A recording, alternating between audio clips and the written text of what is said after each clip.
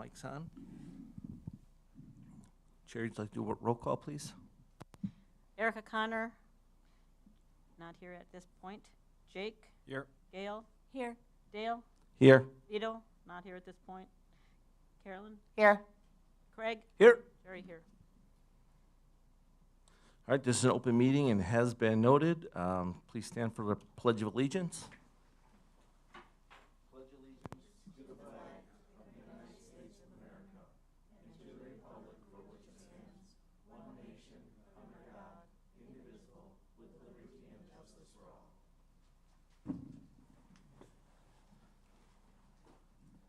Please join me in a moment of silence.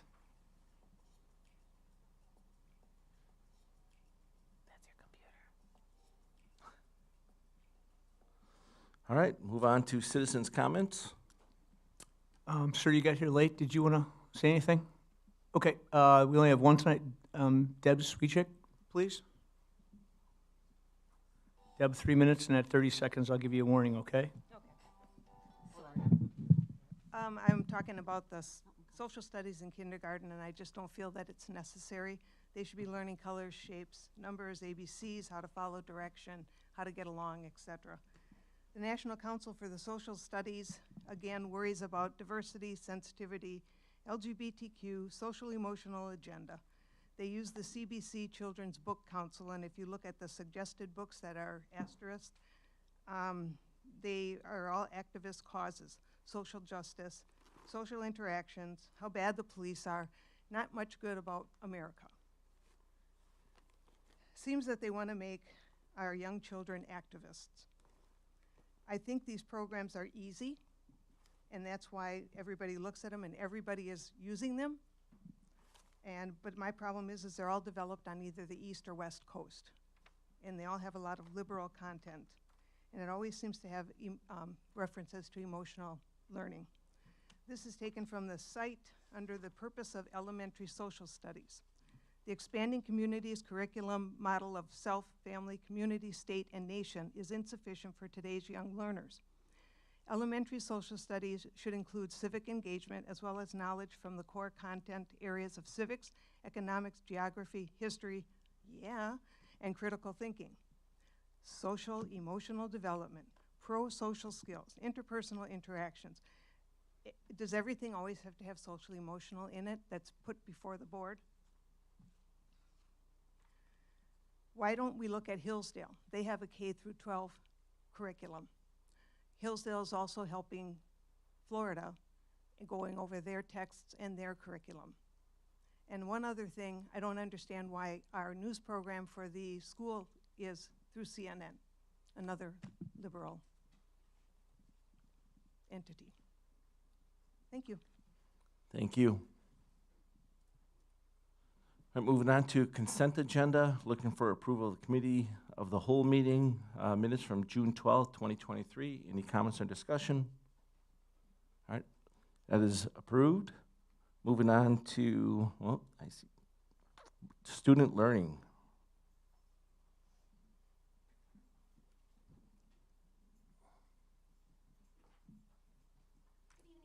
Good evening. How are you? Good, how are you? Okay.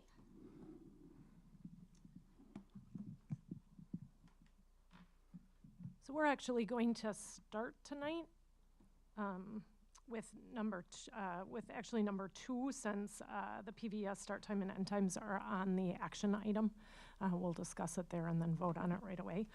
So we're going to jump right into Flex Advisory and Wednesday early release. We were asked by a board member to discuss these or to present them and make sure that our board is on the same page with what the intention of each is, what we're talking about when we talk about Flex at the high school versus advisory at the high school, and then also talk about our Wednesday early release time and what that's designed for and what we do during that time. So I'm going to turn it over at this point to Jim Darren, our high school principal, who's going to give some information on that.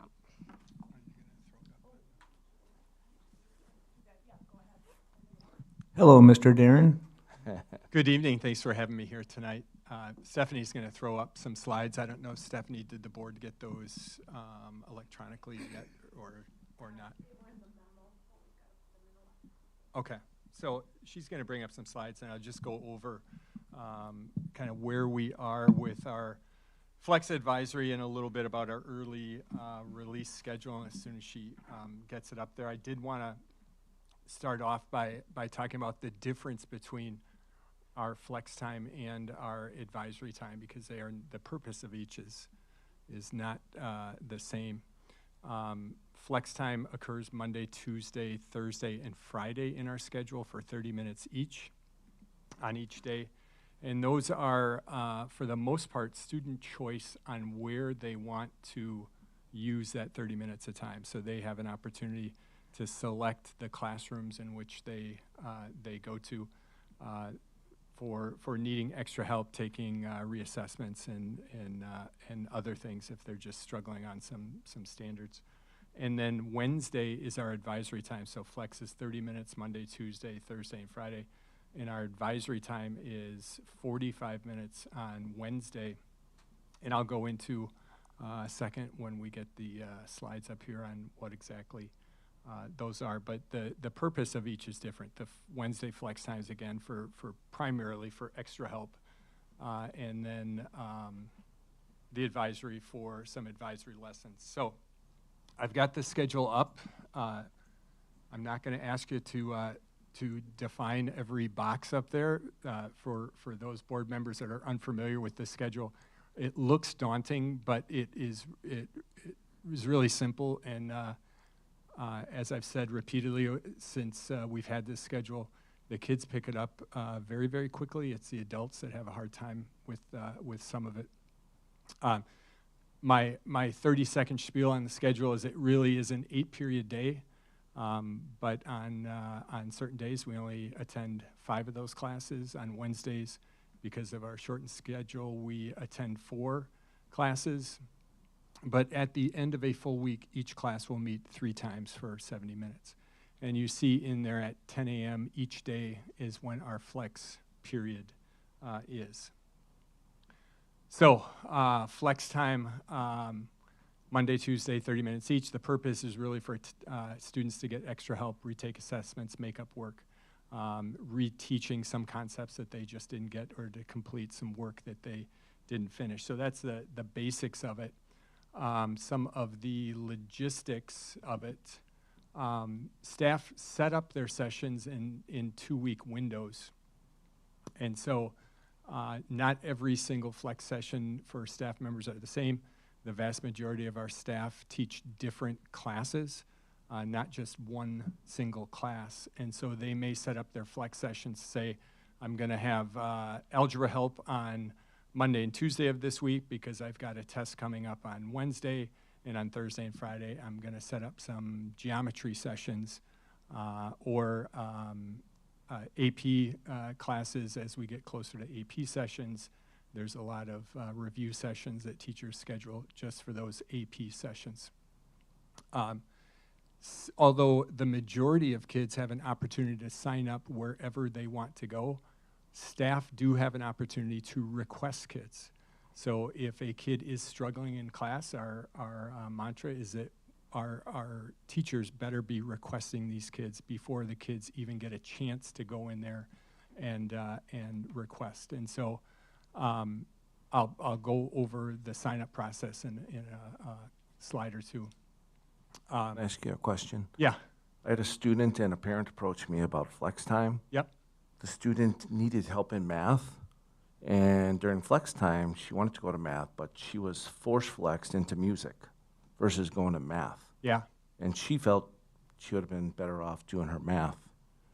So then how does that work? Yeah, and there are some systems that we have in place where if a student gets force flexed and they absolutely positively have to go to another area, that is certainly possible, but the student's got to talk to the teacher. I don't know the specifics of, oftentimes in our music programs, if they have a upcoming concert or the day of the concert, they'll force flex all the orchestra kids to have a 30-minute session right before their concert.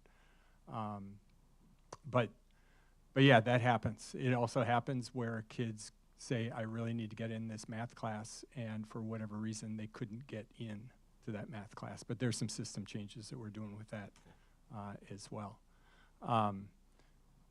The kids do sign up for their flex on Wednesday during their advisory, and they do it, if you can kind of picture, you know, our week kind of for flex and advisory begins at Wednesday advisory. And so that's kind of day one, not Monday, but Wednesday is day one, where they will sign up for Thursday, Friday, and then the following Monday and Tuesday.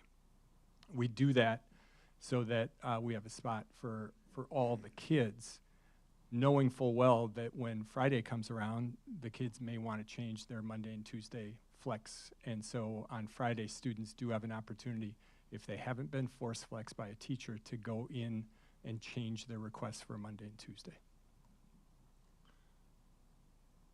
A few flex updates that we're working on through the summer.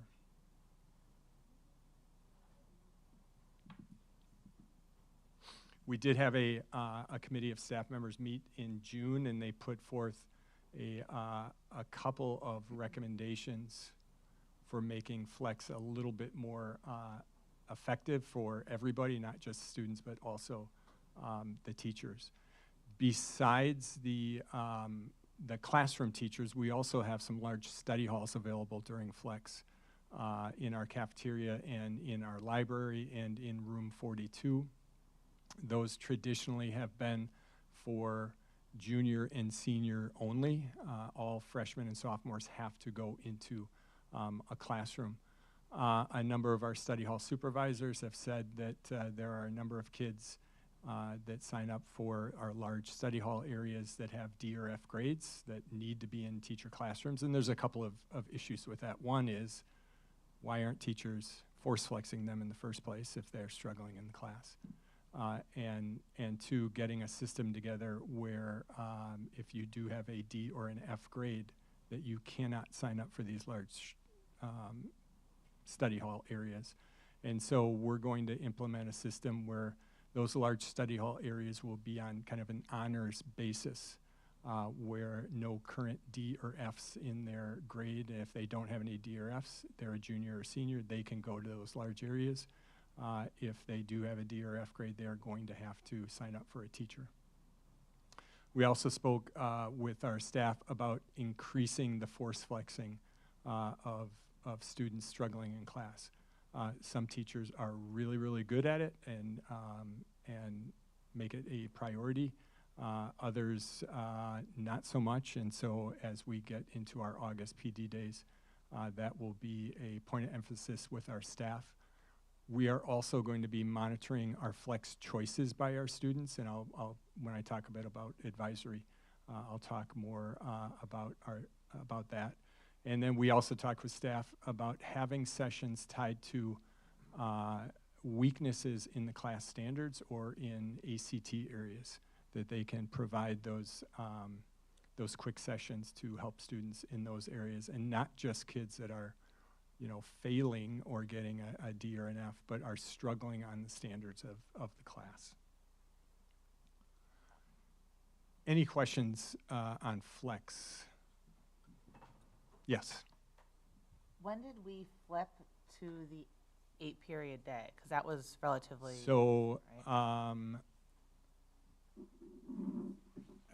Either last year or this year's graduates or the year before was the first class to get through all 4 years. I can't remember now which one it was. So it's been 4 or 5 years. Wasn't it one with the new building, right? When we went up with the, yep. When they had more space. So 18. That when flex was added? Yes, 18, 19. Okay. Yeah, so. Is, with our testing scores, is there a trend with declining in testing scores along with the switch to the 8-period day and adding the flex hours, reducing classroom time? I would say our ACT data has been somewhat declining since the change in the schedule. Oh.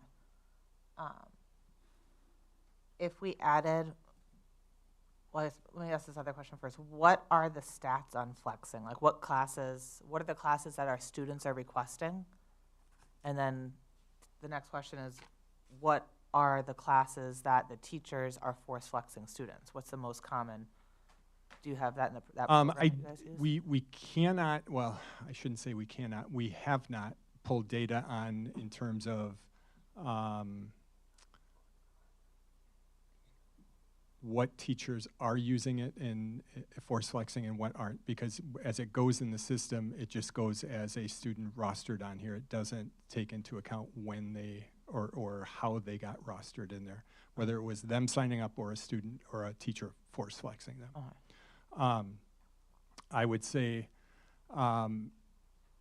just based on some student feedback, the more rigorous classes that students are in, the more they take opportunities to use flex in those classes. So that's a roundabout way of saying if a kid has got 5 AP classes, they're probably going into a AP flex session almost every day. Okay. What is the percentage of students that in those junior and senior classes that are utilizing those study halls? Is that like a? They're not. So if I'm understanding the question right, so juniors and seniors make up probably overall about 800 students, and those study halls are at most. I think the cafeteria seats 100 and the library 90. So 190 out of 800. Okay. Yep. Are they full? Every day. So are there people who can't take the study hall? Can you speak in the mic, Are there please, a certain number? Jerry? Is there a certain number that can use the study halls, and then they have to choose something else? Yeah. You know So what I'm saying? so our cafeteria would be 100 kids, and when it reaches 100 requests, then kids can't get in. So then are they force flex someplace else? Well, or- then they have to choose someplace else. Okay. So they would they get essentially a list of every teacher that is offering a flex for Thursday, and they say, hey, I want to go in the study hall. They click on that, and it will tell them if there are spots available or not. And if there are not, then they say, okay, I guess I got to go to my science classroom or math class or social studies. Yes, sir. Mr. Darren, Diego was our student representative for the board, and he was pretty amazing. I think he's going to Harvard. Yale. He said he didn't use too many of these flex sessions because obviously he was a 4.9 kid, but he made the mention or the comment that 10% of the kids are using this flex time as they should. Does that sound about right? And I'm not trying to put you on a spot. I just thought it was interesting that Diego said it to us. I would say that's not accurate. And again, kids use it the way that they want to, but 10%, you're looking at 30 kids in a classroom of 20, or 3 kids in a classroom of 25 or 30. I think there's a lot more than that. But it is, students will make it what they want to make of it. Understood. If they want to go in there and get some extra help, the teachers are all in, and they are up and around helping as many kids as they can. I have no doubt that there are some kids that just want a quiet spot, and they just want to go in there and they want to take some deep breaths and kind of have a 30-minute break from their day as well. And I'll agree with AP students. Over the last 2 years, I probably talked to over 100 students. Most of the students say the flex time and advisory are a waste of time for them. And the only students that I found, the correlation was the AP students that used the flex time. But when I walk through the high school, there's a lot of kids on their phones in the cafeteria, in the weight room. So how are we going to make them accountable for that time? Yeah, and that is one of the things. Like we have during our classroom sessions, every single classroom has a phone caddy, and teachers are expected to have their students place the phone in the caddy so that they can concentrate on what they're doing in class. Flex time, we have not made that a priority, and that will change this year. What about in that 190-person study hall? Is that? Yeah, that is more of a. I wouldn't say it is a. a focused academic environment, if that makes sense. So what if we added core classes back into our schedule and eliminated this, which may eliminate the need for flex time because now we get 2 hours and 45 minutes of academic time back. So these kids that are getting D's and F's, they still aren't going to turn into A students, but they're going to be sitting in an algebra classroom forcefully, where cell phones are already being taken because it's an algebra classroom, and they're going to be going over their core curriculum that they need. In other words, if we've seen that decline, I know this has already been talked about with the team, can we go back to the 7-period day and eliminate flexing, and kids that want to take a study hall because they're an A student and they're in 5 AP classes, they can take a study hall. But a kid that's still failing is going to not be given a study hall, or maybe they'll be given a study hall or given an extra time or an extra session of Sure. math. Can we look into? I don't see a basis where we go back to a 7-period day. It really cuts the opportunities that our kids have based on our recommended or required classes. I don't think a 7-period day works for us. As we have seen since we did make the change, you know, our arts classes have gone through the roof in popularity. Our tech ed classes the same way. Classes that kids in some ways did not have an opportunity to take in a 7-period day. So finding the right schedule for us, and we're going to talk about this throughout the school year when we get our scheduling committee meeting started. You know, there isn't a perfect schedule, and if you look at all the schedules across the state of Wisconsin and across the country, even throughout Waukesha County, if you look at the high-achieving school districts, there are a myriad of options when it comes to schedules. Whether it's a regular block schedule where you only worry about 4 classes at a time, or an AB block, or I'm blanking on what Homestead has right now. But it's this, if there was one perfect schedule, everybody would be in it. You know, it's what you do during that time that really counts. I'm kind of with Dale. The students that I've spoken with are like the real high achieving students find that flex time useful because they're going into their AP classes. But the rest of them are like, I don't want to tell you we're not doing anything because we're literally not doing anything, and I don't want you to take that away, but Yeah. it's 2 hours and 45 minutes of, you know, doodling on my phone time. That's like, and then we get those test scores, and I'm like, wow, that's like so frustrating. Yep. And my kids are going to be coming into this school, maybe, Yeah. to the high school, and if it means that my kids are going to be sitting on their phones for 2 hours and 45 minutes, which they don't have phones, but if they did get phones, Yeah. I mean, that's a hard sell for me. I get it. Yeah. Yeah. And as we look through our schedule in the upcoming school year, you know, maybe I think everything is on the table. Yeah. You know, for that. No preconceived notions about what a new schedule would look like. Okay. Yeah. Maybe we can even go ahead, Jake. Going back to the decline in scores, so we made 2 rather significant changes at around the same time, adding flex and changing the structure. What do we think one of those is contributing? Both, one maybe more than the other, to the decline in scores? It's hard to say because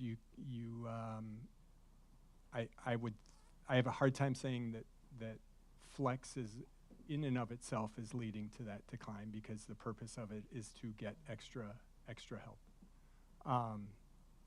I have heard from particularly world language and math teachers that the change from a 7-period day, which met every single day for 52 minutes, instead of 3 days a week for 70 minutes, has contributed to some of the lower scores in math, because math and world language is something that you need every single day, at least according to some people I've spoken with.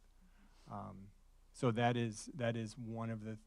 I mean, it's a complex debate. Again, if there was one element that we could absolutely look at and say, this is the reason, we'd change it, you know? And if you, so looking at, Talk to the microphone, please, Jake. so looking at this, we have 2 hours flex time over the course of a week, 45 minutes advisory. How does that compare to other districts in the state? Most, over the last probably 5 or 10 years, most districts have some sort of flex and advisory time in their schedule. But how much? You know, I don't know, but as we start our scheduling committee meetings, that is, looking at schedules is going to be probably the first thing that we look. Some have them every day, some have them a handful of times a week. Thank you. Yep. So, I just want to say in regard to the change in the schedule that I believe that one of the problems with our current schedule is that we double whammied kids. Not only did we take away instructional minutes in the course of the week, but then we have them seeing kids seeing a teacher in a subject area 3 days a week. And I believe that we can instructionally make up for one of them, that you can do an innovative schedule that maybe doesn't meet every week, or you can take some instructional minutes in and build a flex period, which has advantages if we're using it correctly to reteaching and allowing students to come in and further their knowledge or whatever it may be. But both of them together, I'm willing to sit here and say that I believe from a student learning perspective, I think it's too much for especially our kids with executive functioning skills. Again, like Jim said, world language and math, there's not a lot of research to support that we're helping kids learn those subject areas that are dependent on either the minutes or the more than 3 days a week. Mm-hmm. So it's worthy of looking at. Yeah. But we want to do it right because we don't want to be doing it every 2 years. Right. That's not good for kids either or our system either. in doing that, we still sticking with the 8 periods a day. I think everything is on the table when we start looking at this in early September to be put into place for next year. So we're going to have those discussions. So in support of 8 periods a day, we put in our academies, and we've put in our tech ed programs, and if we would go back to 7-hour days, our lunch periods would change, and our lunch periods would go back to being overcrowded, correct? I mean, am I understanding? And then, so by doing the 8 periods a day, you're giving the students opportunities to be more rounded and be able to do all the things that we're proud of. We're taking away that 8-period day. I'm not saying there shouldn't be some changes, and that certainly that the flex shouldn't be, but I believe that maybe our high achieving students that are using the flex, maybe we should somehow educate and encourage our children that are not self-motivated that way to use it properly by, I guess, like you said, force whatever, but instead of taking it away because they don't know how, teaching them how to use it, because I would like to learn from our high achieving students that it has value, but we just need to learn how to find that value in it for our other students, so that when they do go out in the workforce and they do go out, that they know how to not waste their time. I mean, I guess they're because those students that are saying, well, I'm not doing anything, they certainly could be doing something. They are choosing not to do something. Right. So I think maybe it's our job to teach them or direct them in a way that they can, when they have a little freedom of their own, to make wise choices, instead of taking away the freedom for those that really can use it and really do need it and would take away their other opportunities. Because those are the kids that would almost, it's not suffering, but suffer from a change like that. You probably have the same thing, Sherry, at Home Depot, where 10% of the kids are really great workers and 90%, or whatever the percentage is, they probably have the same problem, I'm guessing. No, but I think you bring up a good point. It's up to us to teach the kids the value of this time and how to use it properly. And Probably if you put their phones in the caddy, it would solve 50%. Then their parents are going to call, Sherry. Their parents will call. But I'd like Can't to call their see kid. possibly a plan that would incorporate more class time, cutting into some of the flex and the advisory time.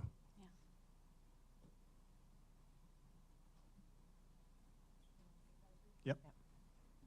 So just a few things on advisory.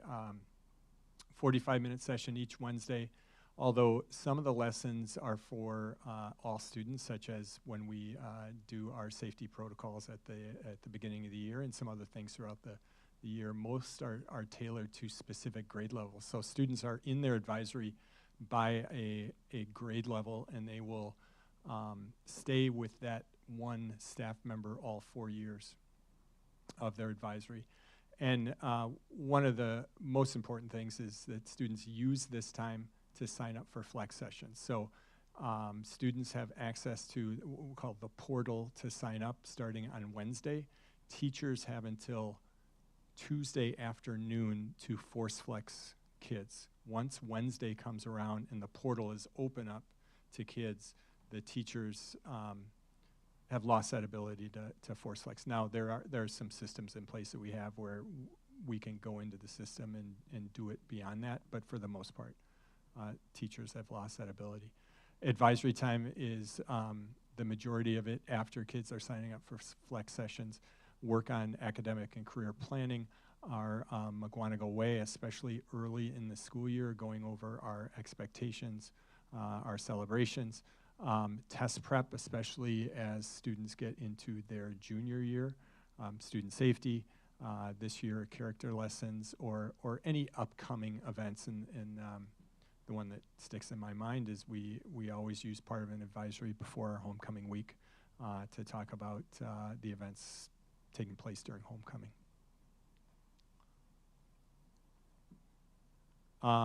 A few of the advisory updates, and so again, talking with staff and talking with probably some of the same kids that you guys have talked to, we found that there was a big difference in implementation with one staff member over another. So we make the advisory updates that are advisory slide presentations is what we do for 90% of them, and we make those available to the staff at least a week before. So if I was going to give if I had an advisory coming a day after tomorrow, I would have had the slides available to me last Wednesday. And we know that staff are busy, and oftentimes they are trying to look through the slides the morning of or during the class period before. And so one change that we're going to make is we're going to have grade level advisory meetings each Wednesday. And so the first 25 minutes of our PD is we will get all the freshman advisors in a room, all the sophomore advisors in a room, and so on, and go through the slides the Wednesday before they're to deliver them so that they know exactly the purpose of the slides, the points of emphasis, and so that they are ready when that Wednesday comes around. We are also creating an electronic form for students so that the advisors can track what students are signing up for. Right now, our message to advisors is, hey, first 10 minutes or so, make sure that your kids are signing up for advisory. But we don't really, from an advisor standpoint, have tracked that before and held the kids accountable on Wednesday before they leave the advisory to make sure that they are signing up for the right classes. And so we've got a form where a kid does a quick grade check on it, and then he or she does the appropriate flex choices for the next week according to what their grades are. Once the school year starts, a number of our advisories for the first few weeks are already kind of taken, but we're creating a student advisory group which will get input from students on a probably 2 or 3 week basis so that we can get their ideas on what is working and what isn't and what we might need to change. Coming up in the next month, MHS admin, we work closely with our counselors to develop the advisory lessons, and we'll be starting those meetings upcoming in August so that we can have a full plan, at least an outline for the year on those things that we want to do, those dates that we want to you know, as I said, homecoming, we have advisories before our junior ACT test day, and those types of things.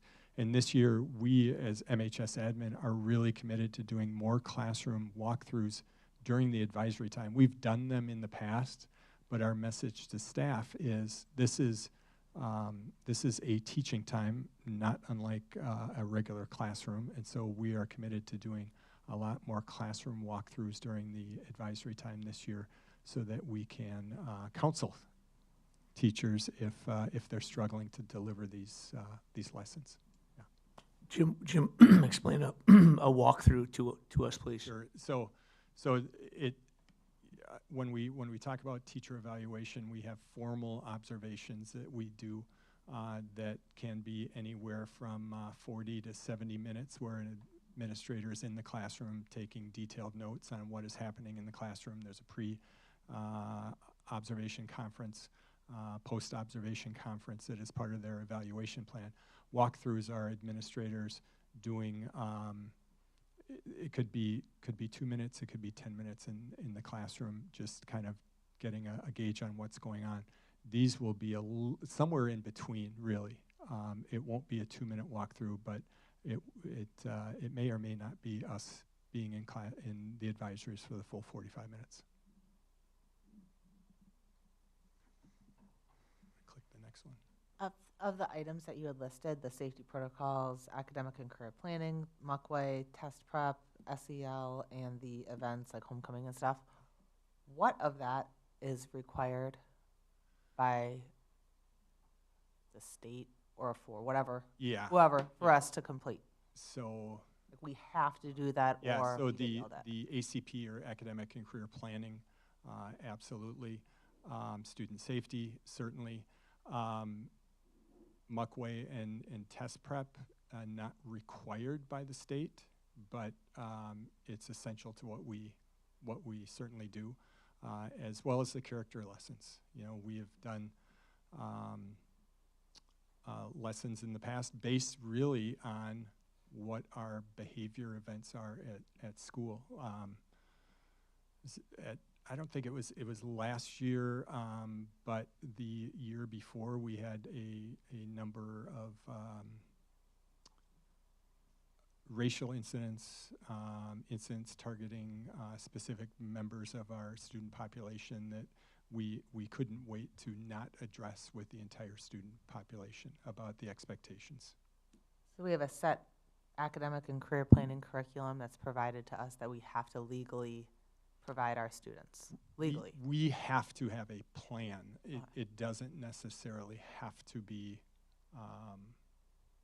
the things that we do. Going back to that, the safety protocols, those are things that we legally have to provide our students as well during academic hour time, During at some point, during their time yeah. in the school. Yeah, schools do it differently. You know, if they don't have an advisory, they may say, hey, for the first, they'll create a new schedule. Just say, hey, on Wednesday we're going to run this, and after or between second and third period, everyone is going to go to their English class, because every kid has an English class, and we're going to go through our safety protocols, that type of thing. Okay, I think I got you with that one. And then character lessons, we do not legally have to provide those. No, so that's not one. The Mukwonago, I know that is an added thing that we're doing. That's not a legal thing that we have to do. Test prep is a nice to have. That is not a legal thing that we have to do. Correct. Events, again, a nice to have. Behave, it's homecoming week, here's the spirit days, da-da-da-da-da. So when I taught at Union Grove, we had homeroom 4 or 5 times a year at the high school. And it was for those main things. It was like, I think the safety thing. Yep. We got a slide, we went through it, we hammered it out real quick, but that was 4 times throughout the entire school year.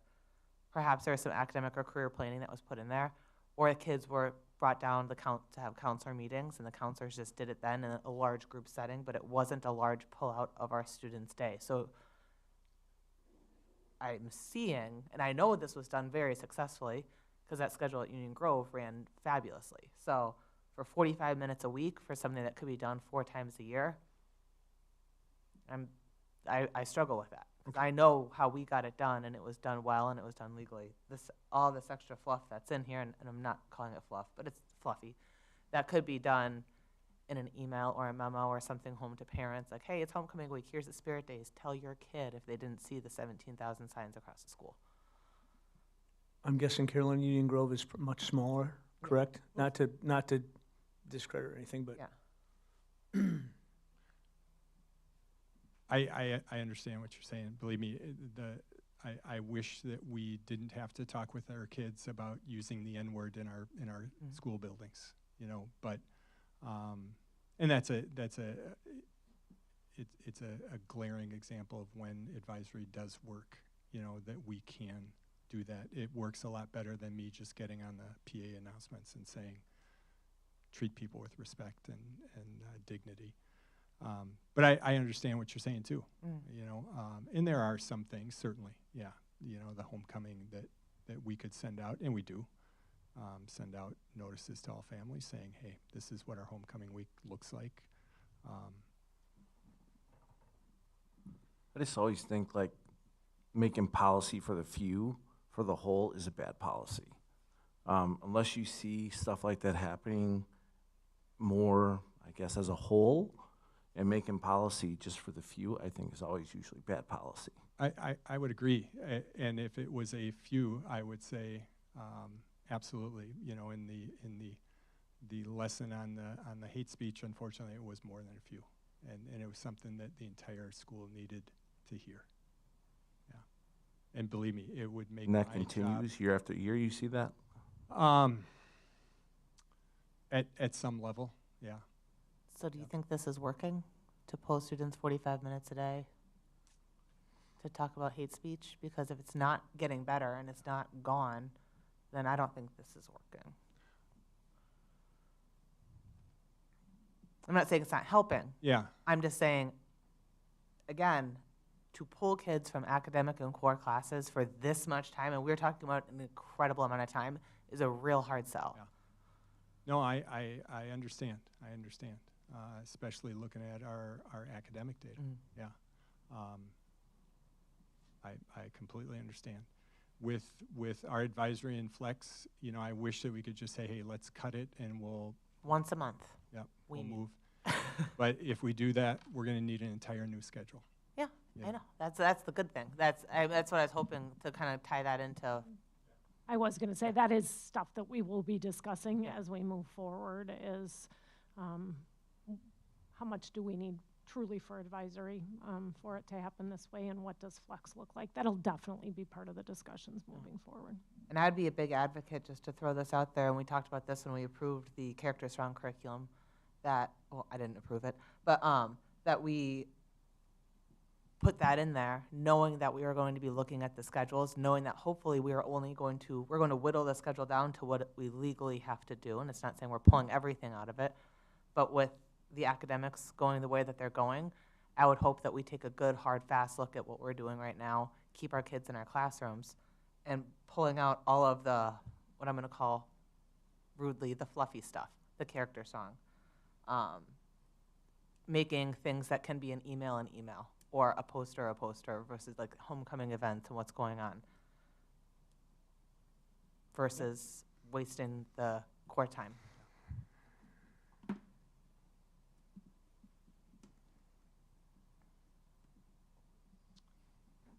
Just a few things on our early release schedule. It's you know, times anyway are different than the other schools across the district. So students are released an hour early, and staff stay an extra 30 minutes beyond their contracted time. And so PD, if our day ends at 1:45, we usually give them 15 minutes to get their stuff together, so to speak, and we'll start PD at 2 p.m. and then our day ends at 3:45. So each Wednesday we have an hour and 45 minutes of PD. Typically, time is used for staff meetings at least once a month. Professional development, the last few years we have worked hard on literacy. Our CLT work, which is content learning team, so every one of our teachers is in a content learning team. So being a former social studies teacher, you've had teams that were teachers that taught primarily U.S. history or world history or American government. They work in teams, and that is pretty much the majority of the time, looking at standards, their data, their building assessments. We've done book studies with certain groups in the past, report card and progress report prep. And then, looking to this year, continuing our work with our content learning teams, looking at classroom and assessment data, and looking at that data and then changing the instruction in the classroom. This year, I've worked closely with Luke and Lee and Julie at the middle school so that our PD schedule is a little bit more aligned so that we can get a lot more 7-12 work done instead of just the middle school does their thing and we do our thing, but really getting us to think about things at a 7-12 level. I think that's it. What other questions do you have? I'm good. Is there a discussion to eliminate early release to set days per year to keep professional development on those set days versus having it every single Wednesday because parents don't like that? So yes, there is a discussion about that right now. It's been a discussion, I would say, for the last 2 years with our administrative group on the value of the Wednesday time versus what's happening in our community with parents rearranging schedules, and with Joe coming in, we've definitely started to engage in those conversations. I have said to Joe, it's a decision that we're going to want to make earlier rather than later, just because it sounds crazy to say that 1 hour a week impacts a high school schedule, but if we really want the opportunity to think about any schedule for the high school, we're going to have to make a decision on Wednesdays early on because it makes a huge difference in what we can do with a high school and middle school schedule if that hour hangs out there once a week or not. And so we'll be bringing that to you sooner rather than later as far as potentially our recommendation for that and where you are at with that. Cool. Yeah, and we'll be bringing this, I'll be forming a parent group and a teacher group at the beginning of the school year, and we'll begin to start talking about next year's calendar at the beginning of this year so that we can get that ironed out and to you as a board much sooner, and it can help inform what they're talking about as far as a high school schedule. Okay.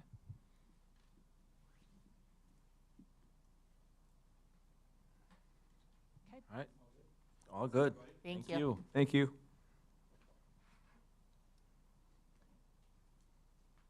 Okay. Next topic, I think Michelle is going to come and join us for. So Michelle has been working with K-6 teachers to do a report card revision, which is probably a little bit overdue, but was great to have the ability with Michelle coming on board in the elementary world, the ability to have those discussions. So she's going to give you an update on that.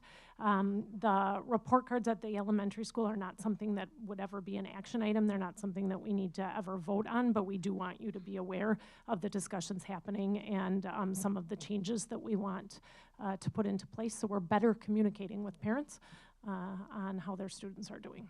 I really, really, really like all the new detail in there. Looks like you put a lot of work into there. I had a lot of help. I had a lot of wonderful teachers who came in at every grade level to work on those. So, all right, so in the memo I had attached all of the changes, particularly in K2, the descriptors. And so before I get started, I do want to mention that when I had groups of teachers come in, we did a lot of research about what other school districts use. We had parents amongst the teachers, obviously, who have children in different districts. So I had asked the teachers, what could we pull up? What do your students' report cards look like in Muskego, New Berlin? So that we could really talk through as parents and teachers, what do we want to see if we are the parent, so that we can be the most informative. The K2 teachers felt really strongly that they wanted their report card descriptors to be more age appropriate for their students, and so I had that listed. So some of the language is obviously different than what it was on the original report card, but they're very simple descriptors, and they just felt that that was what was best for kindergarten through second grade. And then when I met with 3rd through 6th, we actually use descriptors that are very similar to the forward exam so that parents aren't operating among 2 different systems. So one of the changes that was made originally when the Forward exam came out, they had advanced, proficient, basic, and minimal was their level 1. And they recently changed that, probably within the last few years, to below basic. And so our report card had reflected the original Forward exam descriptors, and so we updated that so that they're consistent now. So those are the descriptors for that. Kindergarten had a lot of changes. We sat with, I had kindergarten teachers from every building. It was wonderful. We felt very strongly that instead of pushing out 3 different progress reports and 3 different report cards, that we would instead do 4 report periods and make sure that those progress reports were more detailed. So I did link those in. There's a fall progress report and a spring progress report. We just felt that in October during conferences, it's really important that the parents have all the information that they need to have for their students, and we didn't feel the original progress report did that. And so in doing that, their first report card would go out at a different time than the rest of the schools. And their report card, their first report period would be February 5th, which would give the kids and the teachers more time to really teach the heavier pieces, especially in those phonics areas, so that when they report out on the report card, they're giving parents a more accurate snapshot of where the kids will end up at the end of the year. And so then they have their spring progress report aligns with everyone else in the district, as does the last final report card. We touch base with everyone this would affect. We talk to specialists because obviously that impacts them, and they were great with it. They know that on January 31st, they have a date on a Wednesday that they will have time to work on those, so February 5th was the perfect date. So we really tried to think of all the different moving pieces that would impact anyone that these changes would affect. And then moving on, the characteristics of learner descriptors, we changed some of just the wording there for consistency. Instead of safe students, respectful individuals, and safe citizens, we just changed that to safe students, respectful students, and safe students. And so kindergarten uses a different grading scale, but that was the same as before. I just wanted to include that on here. And then the respectful, responsible, safe pieces, we did add in a few things. Kindergarten has a different one, obviously, because for them to be more developmentally appropriate, they didn't have the same things the upper grade kids would have, like using assignment notebooks. They don't have them in kindergarten, so we felt we needed to use wording that was more appropriate for kindergarten. So that's on that page. And then we just updated a few things. We added digital citizenship. Obviously, since the first report cards were written, students are more one-to-one, so we wanted to include that on there as well as a descriptor. The changes that we made in grades 1 through 6, Stephanie, the instructional coaches, the math coaches, and I have worked with teachers over the last couple of years to do standards work, and so we wanted the report card to reflect the standards as well. And so what we did was, if you look at any of those links, the first grade report card, I did it on a Google Doc, even though in Infinite Campus it'll obviously look a little bit different, but I wanted you to have a visual for that. In Infinite Campus, we only have so many characters that we can use for our descriptors, and so we kept it very simple, very clean, and it's the language of the standards. Then we created what we found other school districts have done that use standards-based report cards, is they'll have a parent companion that explains in parent-friendly language, what does this mean? So if my student is proficient or developing, I can see exactly what that means based off of that companion. Teachers have found that to be super helpful. In addition, I created a spreadsheet for the teachers to use as sort of a grade book if they want to, that is exactly like the descriptors on the report card. So as teachers are meeting with groups, they can start documenting right away where the students are falling. And we had a team of first grade teachers who have been granted permission to pilot this spreadsheet as a communication tool for parents, because the first grade team was so excited about it. They thought, wow, instead of writing paragraphs and paragraphs of comments, I could show parents exactly where students need help. And so we're excited to try this year and to gather parent feedback to see how they liked that as well. I believe that is all. So do you have any questions for me? Any other questions? No. All right, thank you. Thank you.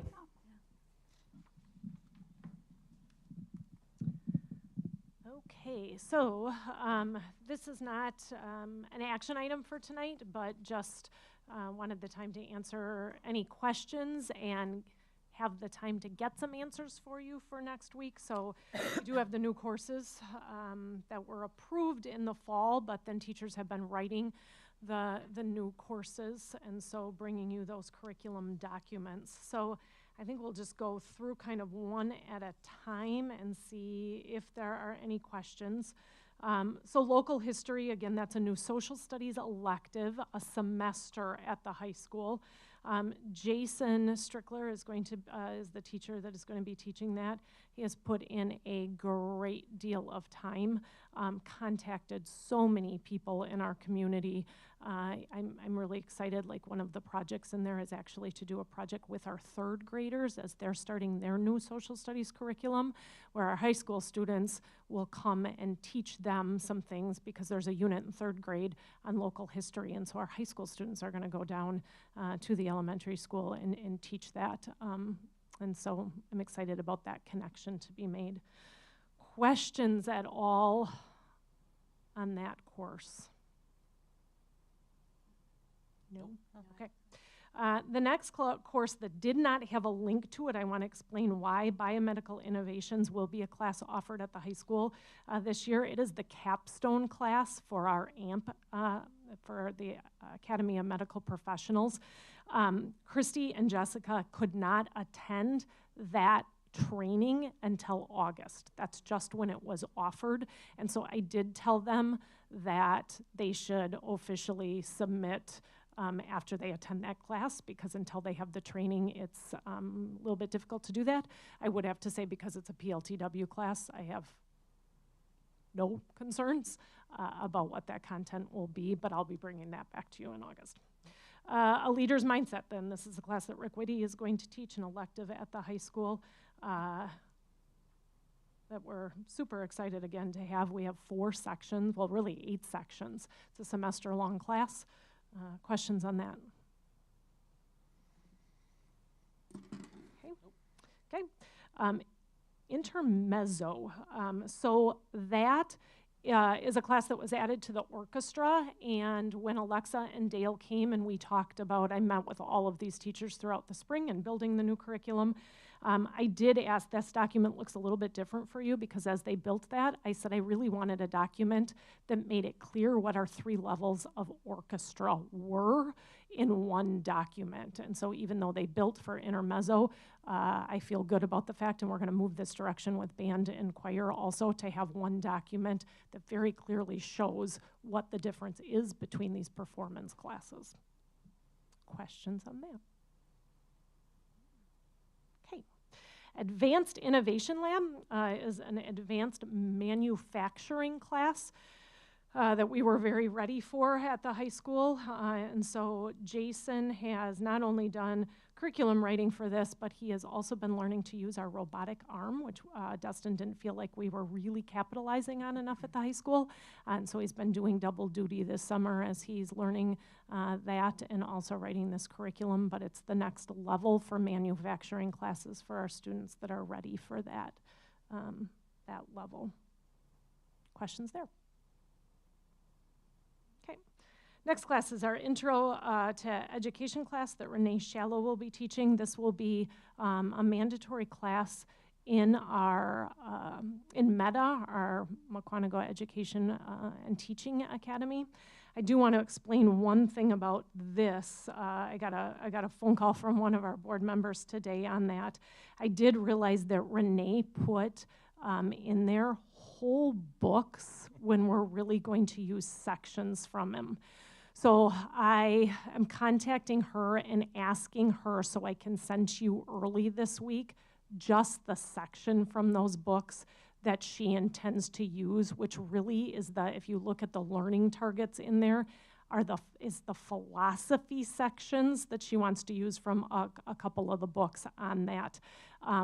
We're not going to use, and they're not even book, they're well, you probably opened them up and saw, but the intent is to not use that whole one, so I do want to make sure that we only put into that the sections that we're going to use, which I don't have concerns about, but the whole book probably would have a lot of questions. So I'll answer any once I get those to you next Monday, but other questions about that class?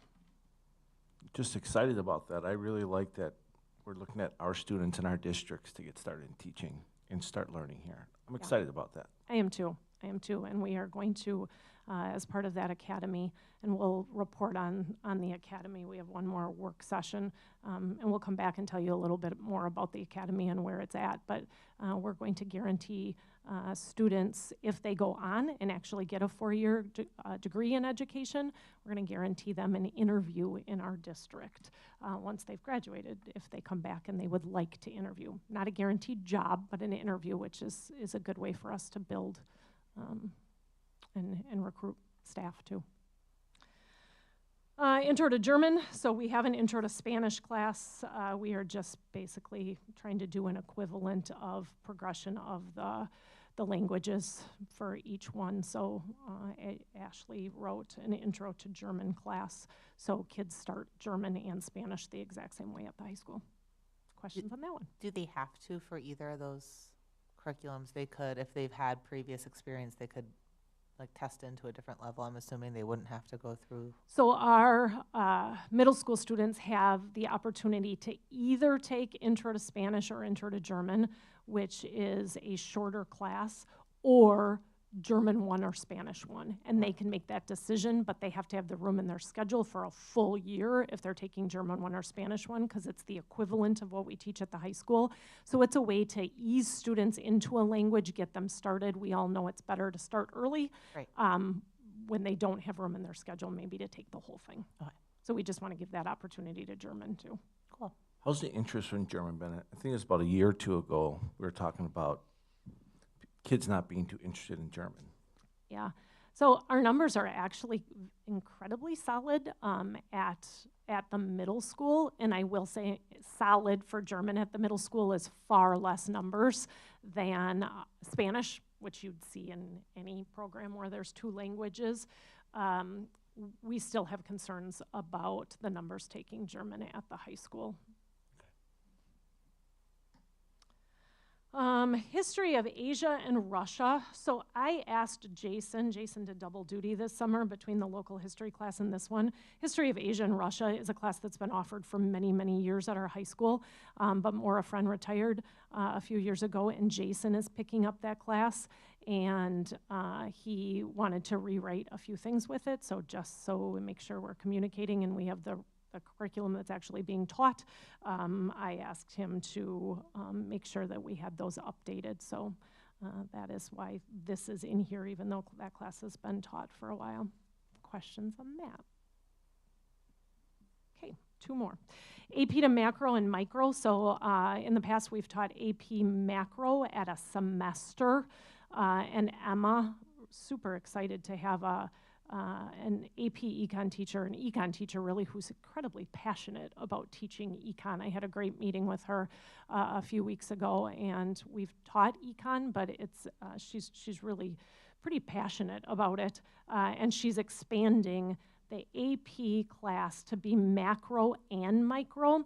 So we made it a year's course, and students will have the opportunity at the end of that to take 2 AP tests if they so choose, or they'll be able to take either the macro or the micro test. So we're just kind of expanding AP opportunity for students in that, and she put in the curriculum because it was going to a year class. And then the very last one, Pro Stout 2, is really a capstone course for our foods classes, culinary classes, and so, yeah, that's the class that Elise put in for. Questions on that? I just have a question on the Absolutely. leader's mindset. I'm looking at the curriculum. I don't see Character Strong listed.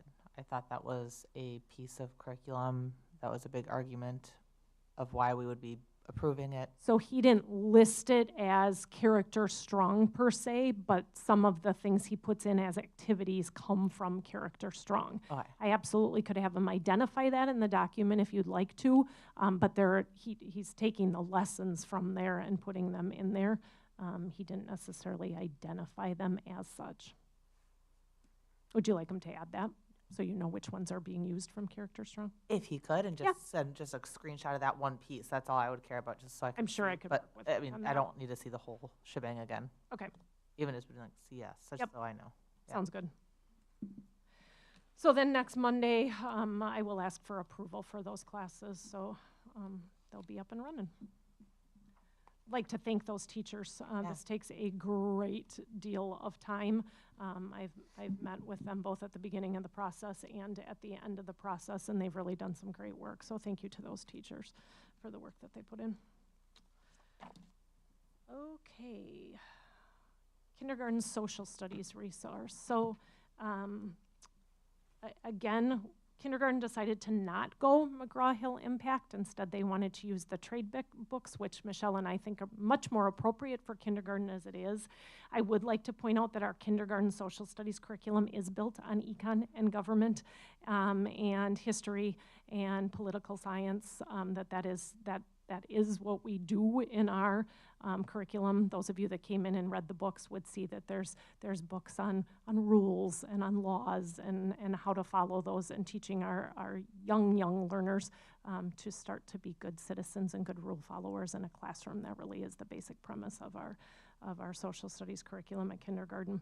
And so the total cost to get get these into our classroom would be $3,875, quite a bit less than doing a textbook company. Do you have any questions? No, I just want to make a comment that I read through quite a few of those books, and I didn't see any problems in there whatsoever. I actually read them all. Nice. Well, most of them. That's a first. They really are wonderful, and our kindergarten they were. teachers spent They a were. ton of time with Michelle picking them out. So same thing, that will be an action item on Monday night if there's no questions. So we can get those ordered. Then the last thing on the agenda would be the academic standards. So this is something that we do every single year. It's required by law in July. Technically, we only, since the inception of the law, we only have to pass the state standards for English language arts, mathematics, science, and social studies, which includes geography and history. But in Mukwonago, we've always brought all of the standards forth and just reminded everybody where we are operating with state standards. And so because there's so many new members of the board, instead of just asking you to vote tonight, I thought I'd answer any questions if you do have them. I just had the question on, in that document, the bold items, those are the required, is that where you were just? Correct. You just listed off? Okay. Yes. So that was my So we just question keep when I was those in looking bold through it. because those are the required ones that we have to have the board vote on. Again, remember that the way that standards operate in the state, they write them, they provide them to us, but we have all sorts of flexibility as a district, what we put as focus standards, where we spend our time, what becomes lesser priority standards, and how we use those in our curriculum.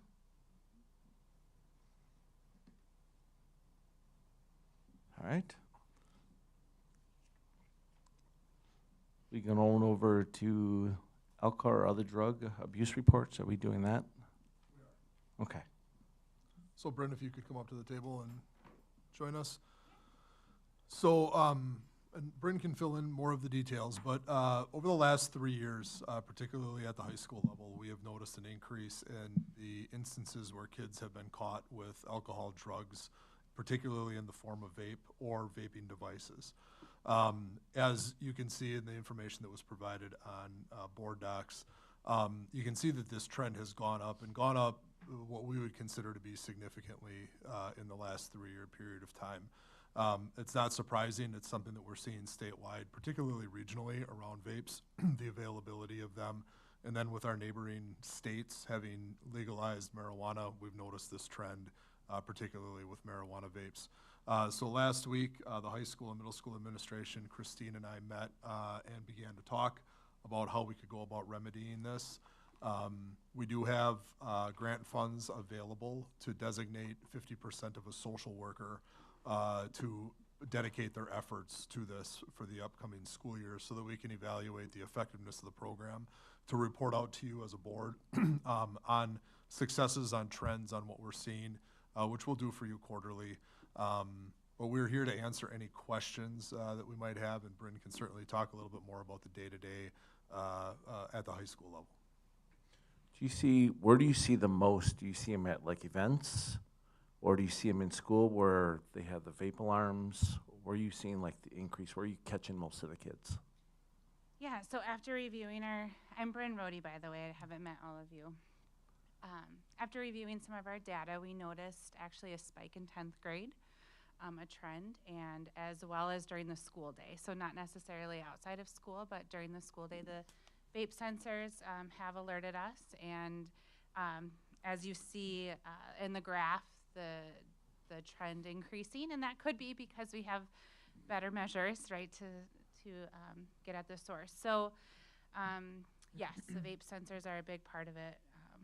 As well as we have SUSO, we have tips that we get, anonymous tips. We have friends coming in and telling us anonymously what they see. So, yeah.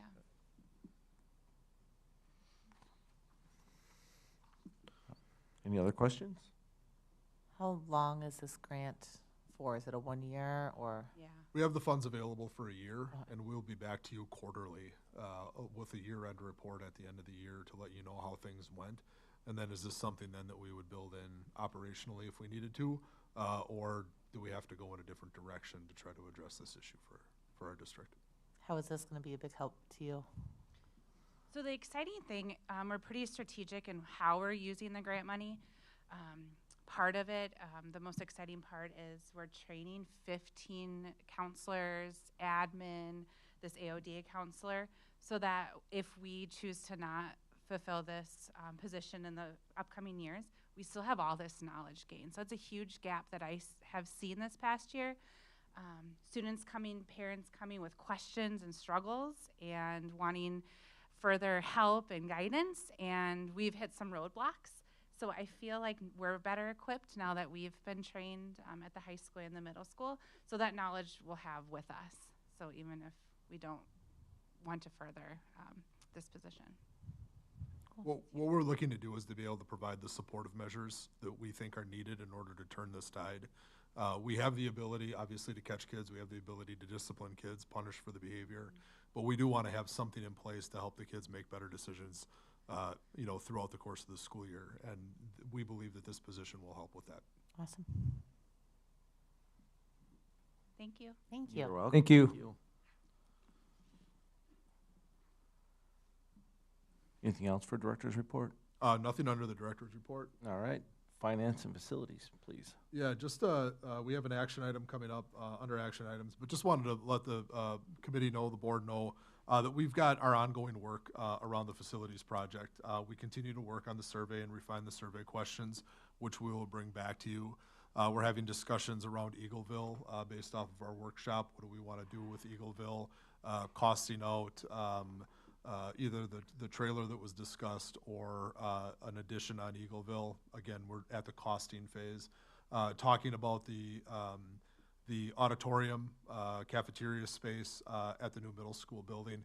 So just letting you know that we continue to work on that. We have our next planning meeting on Wednesday morning, and then anticipate as August rolls around us reaching out to you both at the committee of the whole meeting and the board meeting, but possibly for a workshop if we need to nail down some final ideas that we would want built into the survey so that we can then get that out to our community sometime September, October being our timeline. All right. So, All right, moving on to action items. Appointments, resignations, and retirements.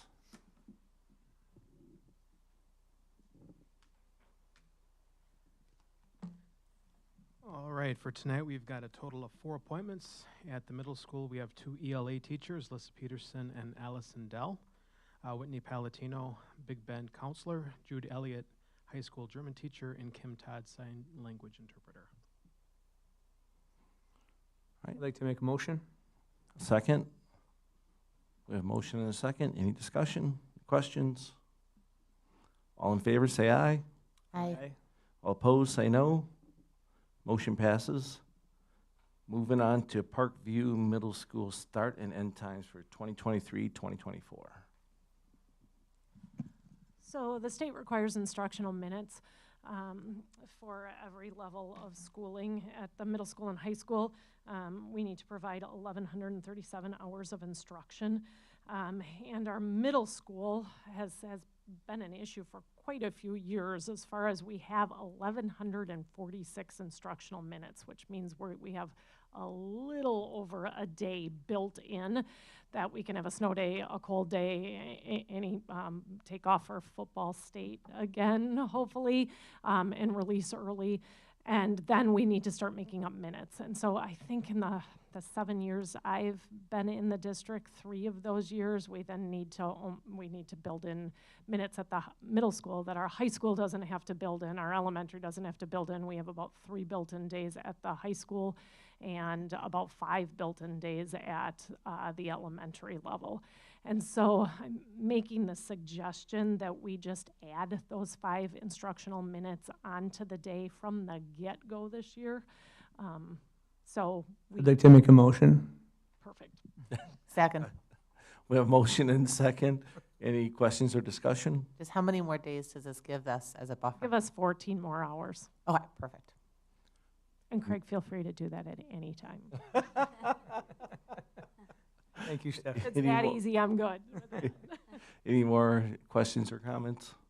All in favor, say aye. Aye. All opposed, say no. Motion passes. Thank you. You are welcome. Thank you. Approval of Fund 46 transfer. Yeah, so Tom drafted a memo to the board, just requesting permission to transfer up to $3.25 million to Fund 46. We've done this in the past at the end of the year, the transfer. This gives us a little bit more latitude around state aid, receive more state aid. And it lets us do a better job at the end of the year of reconciling our budget and then allocating money towards future, kind of one-time purchases, building facility. I'd like to make a motion. Thank you, sir. We did talk about this in depth at the last meeting, just so the community does know this has been covered. Any other questions or discussion? All in favor, say aye. Aye. All opposed, say no. Motion passes. We have no unfinished business. We're going to move on to executive session. 3-minute break. Yes. I'd like to make a motion. We move into executive session, please. What's that? Make a motion. And then second, Cherry, can you do roll call?